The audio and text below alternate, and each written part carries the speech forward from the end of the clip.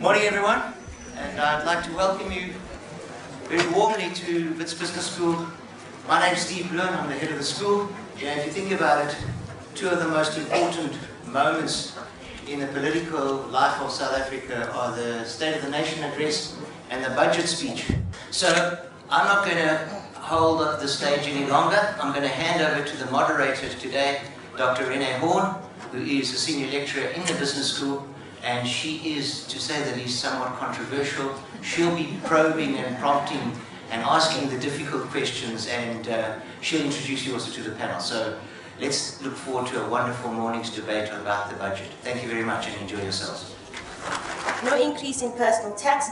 Government spending cuts by 25 billion over the next 3 years, which Minister Gordhan referred to as fiscal consolidation. And of course that budget deficit will fall from 3.9% 2015-2016 to 3.2% 2016-2017 to 2.4% 2017-2018. Regarding our very much problematic state-owned enterprises, no bailouts, but indeed partnerships with the private sector. On Monday, 22 February 2016, President Zuma stated that Minister Des van Rooyen is the most qualified Minister of Finance ever appointed. Now, if you really want to shoot your Minister of Finance through the knees, that's the way to do it. It's a slap in the face of the Minister, and it's clear that Minister Gordhan's position in Cabinet is not as untouchable as all of us wanted to think. It was a very delicate act, and I think the issue and how a very learned person described it to me is that the challenges are enormous and the expectations were even bigger. If you had looked at this budget in a vacuum, you wouldn't find fault with it. It's a 3-year overview framework, moves and hastens the pace of consolidation, no bold moves on taxes, talks about reducing the size of government. The P word is partnership and not privatization as far as SOEs go. So there was nothing in there that was bold. And therein, I think, lay the problem. We cannot spend money that we don't have. Is this enough to avoid the dreaded junk status? Will the consolidation change the path that SA is on in terms of being tipped into junk status? No. The efficacy of government expenditure is in question. For many years we've been putting in money to stimulate the economy. In fact, potential GDP is now lower than it has been. Admittedly, it's because of the 2008 financial crisis that has happened. Many countries are running subpar their trend growth, so it's understandable, but with SA, the underperformance is quite stark, and I'm concerned that the growth aspect is not coming through. When rating agencies look at a country, they have a few indicators they look at, but growth is paramount in that matrix. It was very concerning for me to see that the denominator in any ratio, which will be nominal GDP, it's falling. The needs of this country are not being met by the policy response that has been seen, particularly from fiscal policy. I'm dismayed that we have gotten accustomed to talking about fiscal policy as a difficult balancing act. It's not. It is an instrument that can bring change and alter the economic path of this country, which I don't see happen. The dire strait the economy is in and the response that I'm seeing is not good enough, and I don't think we'll avert a non-investment downgrade. Look at what the guys in Mauritius are doing. The Minister of Finance came out last year around this time. He says, we are at the crossroads. If we do not transform, we risk losing the entire generation coming forward. His next statement was, this is a no-tax budget. Taxes don't help. You know, if you look at the state of the state-owned enterprises, it's very dismal. We've spent over 300 billion rand on electricity capacity since 2008, since the 2008 electricity crisis. The price has gone up by over 300%, and we're actually producing considerably less than we did in 2008. It's depressing, to be honest. A power station that should have actually been delivered in 2014 is now scheduled for completion in 2021. It's just, it really is not good enough. The difficulty is when you've got government as your majority shareholder, there's so many layers of objectives that are put on top of what you actually fundamentally should be doing, that your primary consideration becomes your fifth consideration. I mean, a good example is for some of the coal that they buy, they're spending up to 40% more than the market price. But fundamentally, the premise is wrong, because I don't think you're going to get private sector shareholders wanting to buy 20% of an Eskom or 20% of another company, because quite simply, the business model is not going to change. So all they'll be there for is giving cash to the state institution. You fundamentally have to change the way things operate. I think what you absolutely need to do is deregulate the sectors where they're contestable markets. So for example, in electricity generation, it's no good saying, oh well, Eskom must determine the take-off agreements and the prices. Yeah. The regulator must actually just say, okay, we are opening up this market. If you put in the investment, we will buy the electricity. So I'm very much a fan of taking away the buying part of Eskom's mandate and letting them be just another producer and basically allowing the private sector. One study I've seen estimates that on co-generated electricity, we could actually put in another Medupi in a very short space of time. And it makes absolute sense. The reason it doesn't happen, though, is that the take-off agreements are like 2 years, 3 years. Well, no one's going to put in that massive investment if in 3 years' time Eskom says, well, sorry, we don't need your electricity anymore. Thanks for helping us in the short term, but the party's over now. And consequently, nothing actually happens. A thing like SA, just give it away, it will not fly. Give it away. Metro SA, just give it away. Taxpayers are tired of paying for these things. It's cheaper to give it away. If we gave SAA away, what's it, 5, 6 years ago, would have saved 14 billion rands. And the measly 475 million for the small business department, that averages out to just over 50 million per province. You know, you might as well shut down that ministry. I don't even know whether that ministry has a strategy. And what is the fundamental problem? The fundamental problem is, unfortunately, the education system has failed a lot of our people. We have very low skill levels amongst a large portion of the population. But we try to create jobs for, as if they're popping out of the university system fully qualified and highly skilled. And if you look at someone like Professor Hausman, for example, he made the statement, and I agree 100% with it. You've got to create jobs for the people that you have, not the people you wish you had, you know. Not a big one for big subsidies from government, but you have to have some sort of very broad-based scheme where you can take in workers at initially very low levels of income, but once they get skilled, basically you ramp up the wages. And I think we can make big differences. So I think there are solutions, but they're highly controversial in a year where, you know, government's insisting that we drive ahead with the national minimum wage. And that, to a large extent, although I understand 100% the sentiment why you'd want to go that route, it basically will move a larger percentage. It's never been tried in a country that has got such high structural unemployment and that is not growing. It will be a very, very interesting experiment, but one that is going to hurt, unfortunately. It's much easier to reduce inequality when your GDP is growing.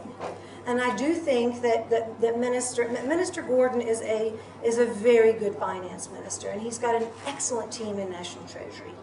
So if they're empowered, I do think that they are extremely capable, and one has a lot of hope that they will be able to enable growth through this 3-year framework they've put in place.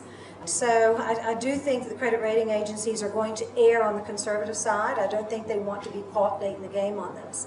So I agree with the comments that were made earlier that they didn't. The good news is they didn't change their minds and accelerate a decision on South Africa.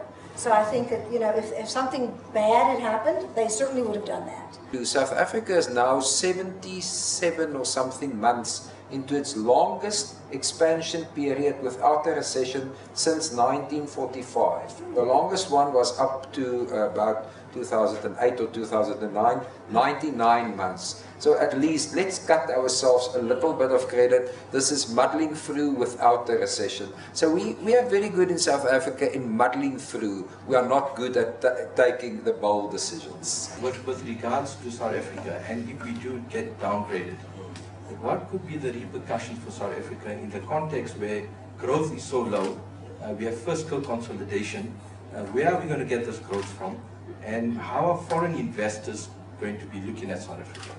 I've done some work to see what happens when countries get downgraded into non-investment grade. On the local currency debt, which 90% of South Africa's debt is in local currency, we are firmly in investment grade, and I don't think we'll be downgraded. But on the international currency, where we're sitting at BBB-, we can get downgraded. I do think it can happen in the next 18 months, despite what has happened from the budget. It is quite a dire situation when that happens. Looking at countries like Colombia in '99, they actually needed an IMF bailout when that happens. In 1999 with Colombia, in 1997 with South Korea, in 2008 with Romania. So the point is, it's not ideal to be non-investment grade. And it has ramifications on equity markets that fall, bonds that decline quite a bit. But the thing that determines the actual outcome is the duration of how long you stay in sub-investment grade. Colombia took them 12 years, and it was detrimental for investors. Yeah, even if you downgrade it, let's be 100% clear on this. Institutional investors aren't able to even hold your rand bonds, even though in the local market they might be investment grade. Many institutional investors. So you will see a big spike in interest rates. The consumer will come under severe pressure, there's no question about it. We extraordinarily likely to go into recession. If you look at Brazil, Brazil, talking about shooting itself in the foot, has been doing it regularly over the last few years, but IMF, I think, forecasts 3.8% contraction this year after a very similar number that we did last year. I mean, those are absolutely horrible things. You just want to avoid it as much as possible. And then lastly, and absolutely crucially, the main message of that downgrade was that we moved off the path of economic growth from a policy perspective, and we're wandering off into the wilderness. The unemployment is a big challenge for us. I just think with the policy constructs that we have right now, it's not prioritized enough. Let's take an example of other countries. I'll go back to the Mauritian one because I think it's a small island, but they've punched above their weight in a big way. So they say now that they're going to achieve full employment by 2020. And what has happened there? They've lowered corporate taxes. They've opened up their economies. In fact, they're building new cities. There's like a dozen cities that they're building. Instead of having a concentrated economic hub, in SA I'll call it like a Joburg or a Cape Town, they're distributing, diversifying economic activity in other regions. I just think there are a few ideas that South Africa can implement. We got policy confusion, and we need to create a very simple policy environment to invite the private sector in, and I mean foreign investors, I mean local investors, create that environment where they'll actually create the jobs. So the first thing I do is to concede that the status quo is not working. The second thing is to say, let's reorient the direction at which this country is going. 470 billion rands are used as guarantees on state-owned enterprises. I know we've been talking about this. I don't think we have a choice to continue to support in this. It will take you to your knees like it has in the case of South Korea. So what needs to happen now is you have to sell.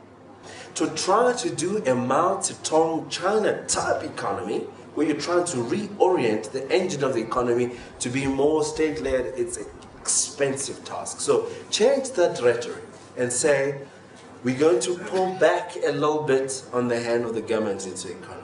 And how do you do that? Reduce corporate tax. So that's the thing, that you say, I'm going to allow the corporate sector to take lead in this. In fact, South Africa is at this point in its history the most open it has ever been. 35%, now 32% of bonds are held by foreigners. On the JSE, a huge chunk of the industrial sector is owned by foreigners. In fact, like Mr. Price and Clicks will be north of 70% in terms of foreign ownership. We are the most open we have been in history. You cannot respond to the economic challenges as it has been in the previous outcome.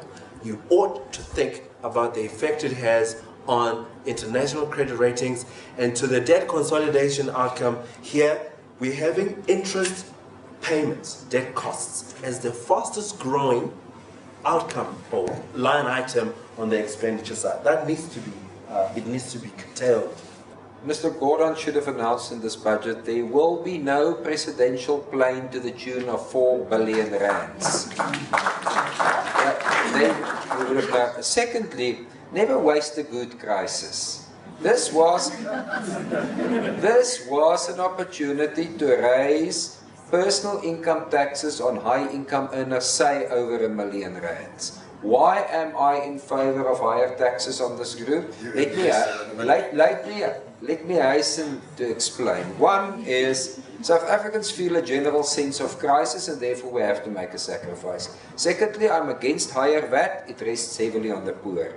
Thirdly, higher taxes on higher income earners at this point in time will help to avert a wealth tax, which I'm 1000% against. The big problem that we've had over the last few years is we haven't actually consolidated, that we've actually spent way too much in government consumption spending.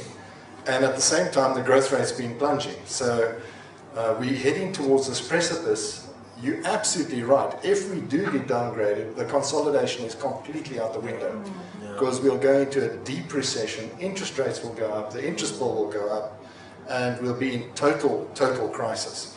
So it's a question of, if you don't consolidate really quickly and sufficiently quickly, we will be downgraded, and then it's game over to a large extent. Which brings me to another one, which is the nuclear program. Because this is something that could lead to complete fiscal disaster for not for my generation, but for generations to come.